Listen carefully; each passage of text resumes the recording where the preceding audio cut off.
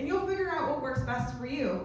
Or maybe you're someone who plays really fast and you aren't doing very well. You can slow down, take a little bit more time because you're not hitting that 40-second mark every time. Maybe it'll help improve your games. But I challenge you, next time you go play, have someone time you and just see how long it takes you to make that stroke when it's your turn to play. Because I think you'll be surprised at how long 40 seconds actually is. Yes, sir? Is there a penalty with that? Great question. So is there a penalty associated with the 40 seconds? No, there is not. So it is part of the etiquette part of this. It's more under the rules where you don't waste someone else's time, don't slow down the game, slow down people behind you. However, a committee or a golf course can put into play a pace of play policy where they could penalize essentially for it. Maybe it's a tournament. I know for us we have a policy put in place. Maybe you get a warning the first time you go over 40 seconds. Maybe you get a second warning, and then you're going to be penalized 1 stroke, 2 strokes, whatever it is. But no, just under the rules of golf, there is not a penalty associated with going over 40 seconds. Any other questions? Okay. Another thing that's really encouraged in the rules of golf now is playing ready golf. So we'll see what that means here. The order of play when starting a hole depends on who has the honor. After that, it is based on which ball is farthest from the hole. In stroke play, however, there is no penalty for playing out of turn, and the 2019 rules both allow and encourage you to play ready golf, which means to play in a safe and responsible order that is most convenient and that saves time. These players agreed to play out of turn because the player farther from the hole had a difficult shot, and the other player was ready to play. So we heard there, stroke play, there's no penalty for playing out of turn. It's encouraged. Playing ready golf. Playing out of turn, if you're ready, go ahead and play. If someone has a difficult shot, maybe go ahead and offer up playing first. However, in match play, before, in the old rules, the person farther from the hole always had to go first. Otherwise, the person who played out of turn, the other player could recall that stroke and make them play it again. So, now, in the rules of golf, they permit you to make an agreement for that stroke to play out of turn. So if you have a situation like this, one player maybe is behind the tree further from the hole and someone's in the fairway, either that person behind the tree can offer up, hey, you look like you're ready, why don't you go ahead? Or that person in the fairway can again say, hey, you might need a little bit more time, let me go first. And if they have that conversation, for that stroke, you can't do it for the whole entire tournament or for the whole round. You can't make a blanket statement and say, we're going to play ready golf today. You have to have this conversation before each stroke, but it's okay to play out of turn in this case. Just know that the person farther from the hole, if they make this agreement, if that person makes a really good shot, they can't recall it. You kind of lose that ability to recall that stroke. But it's now okay to play out of turn if you want to in match play. Just remember, you have to have that agreement before every single time you wanted to do it. You can't do a blanket statement for the whole entire round. Yes, ma'am. So for stroke play, you're saying it's okay in tournament situations? Yes. Playing out of turn does the in committee stroke have play to is... say it's okay, or? Nope. No. Mm-mm. Okay. The committees don't have to say, we're going to play ready golf today. It's okay now in the in a rules. stroke play tournament. Yep, it's okay in a stroke play tournament with no rules in place to play out of turn and play ready golf. Okay. Yep, not a problem. Yes, sir. And without permission? And without permission, yes. So the rules say that you don't have to have that conversation for stroke play. Maybe out of etiquette, it's not a bad idea, so you don't have 2 people hitting at once. But no, you don't have to have this conversation to play out of turn and stroke play. Thank you. No problem. So another way we see faster pace of play is they've reduced the search time to 3 minutes. Before we had 5. Chances are, if you weren't going to find your ball in the first 3 minutes, you weren't going to find it in the last 2. You probably weren't searching in the right spot. You don't need 5 minutes to try to find your ball. So 3 minutes is now the new time for search. So just keep that in mind if you're looking for a ball. You have 3 minutes to search for it before it becomes lost under the rules. And then you'd have to go back to where you last played from in order to keep playing. When does the 3 minutes start? Great question. The 3 minutes starts once the player or the caddy start to search for it. So if you have spectators, if you have other people in your group, the 3 minutes doesn't start when they start searching. It starts once the player or their caddy start searching for the ball. Right. And then it doesn't stop and restart every time that player leaves to stop searching for whatever reason. That would be just the start time, and then it would go on from there. But the player or the caddy, not when anyone else starts searching for it. It has to be the player or the caddy. Another way we see faster pace of play is this aligning. I know it's kind of a big deal that we've seen on the PGA Tour. I know it was a big thing for the LPGA. We saw this a lot with them, but player or caddies are no longer allowed to assist players with their alignment. So we'll watch this video and we'll talk about what they mean by alignment and really what they're trying to get rid of with this rule. The rules permit you to freely exchange advice with your caddy or partner, but you're required to act alone when making a stroke. Under the 2019 rules, once you start taking your stance for a stroke, neither your caddy nor partner are allowed to stand behind you. So, a player and their caddy, like they said, can talk about and get advice for every single shot. It doesn't stop them from standing behind the ball, looking at what's going on and say, okay, you want to aim for that tree, maybe it's a little left, a little right of that tree. That's not what they're talking about when they talk about alignment. All of that is fine.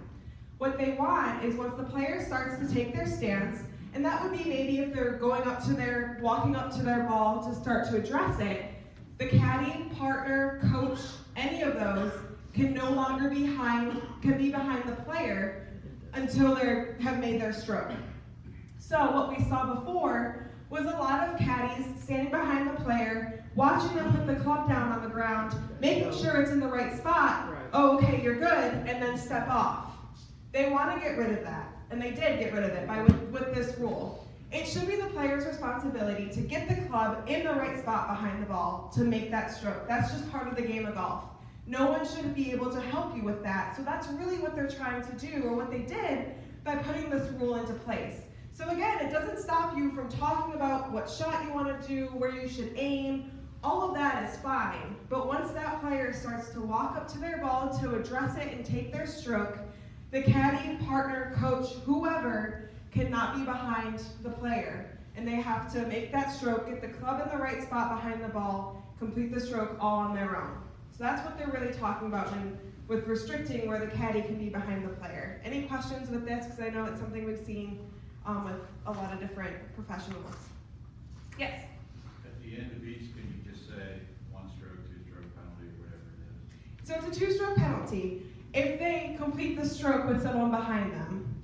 However, so they came out with a revision to this rule. I don't know if anyone's really into the rules, but now if a player or if a caddy or someone standing behind them while they start to address their ball and they realize it, they can step away from the ball, say, okay, hey, don't be here, you're going to get me penalized, and restart and then walk back up to their ball, and they will avoid penalty. But once they make that stroke with someone behind them, 2-stroke penalty every time. Mm-hmm. And then another thing I'm sure we've all heard, because this is one of the major changes, is we're now allowed to put, with the flag stick in, on or off the putting green. So we'll talk about the flag stick a little bit later on in the presentation and penalties that might be associated with it, but it's now okay to leave the flag stick in the hole, whether you're on or off the putting green. And it's totally up to the player whether they want to leave it in or take it out. And we'll talk about that a little bit more later on. And then this last thing that they really did to help with faster pace of play, this is a local rule. So I want to preface this by saying it's a local rule. It's not written into the rules of golf. So make sure you check with your committee or golf course before you put this into play. And I'm getting the thumbs up. Go ahead and use this here. But if you go to different courses or play in different tournaments, make sure this rule is in effect before you use it. Essentially what it is an additional option to you if your ball is either lost or out of bounds. And we'll see kind of what it looks like and talk about it more. So this is another one of the diagrams that you have to refer to, but let's watch a video because it does a really good job of explaining it. It's kind of confusing, and then we'll go through it again and answer any questions we might have on this. Starting in 2019, when your ball is lost or out of bounds, your course can use a local rule that does not require you to play under stroke and distance. Here is how it works. For 2 penalty strokes, estimate where you think your original ball is or where it went out of bounds. Imagine a straight line running from the hole through that estimated point. Next, estimate the point on the nearest edge of the fairway that is the same distance from the hole. Imagine a straight line running from the hole through that estimated point. The relief area where you can drop and play your ball for 2 penalty strokes will be quite large, anywhere as much as 2 club lengths outside of the 2 lines and between them, but not nearer the hole than the spot where you estimated your original ball is lost. You cannot use this local rule if your ball is lost in a penalty area or if you have played a provisional ball. So, what we would do with this, if this is in play, if your ball is either lost or if it's gone out of bounds, to help save time, you would find where you would estimate where the ball is lost or where it last crossed the margin of out of bounds and measure that distance from the hole. You then go to the nearest fairway and find that same distance, but then you get 2 club lengths into the fairway or on the other side if you want it, and that becomes your huge imaginary arc. Yeah. Anywhere from that arc and as far back as you want to go is where you're permitted to drop the ball for 2 penalty strokes. So 2 penalty strokes. Why is it 2? If this rule is not in effect and you lose your ball or go out of bounds, your only option is to go back to where you last played from, stroke and distance.